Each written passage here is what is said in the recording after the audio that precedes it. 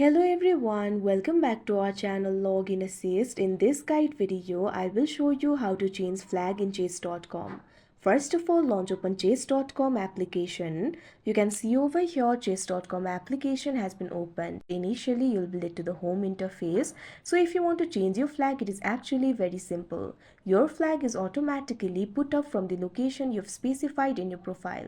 So in order to change your flag, what you have to do is change your location. So for that, tap on the profile icon that you can see at the top left corner of your screen. Now you can see over here, you'll be able to access your profile from here. Simply tap on the three dots that you can see at the top right corner of your screen. Now tap on this option, edit. Now you'll be able to edit your profile. Right over here, what you have to do is find the option for country. Right now, United States is selected for me. So simply tap on the country that is selected right now. Once you do that, you'll be able to see other countries as well. Simply tap on the country of your choice. Now once you do that, you can see over here the flag will be changed. Now tap on the right icon that you can see at the top right corner of your screen.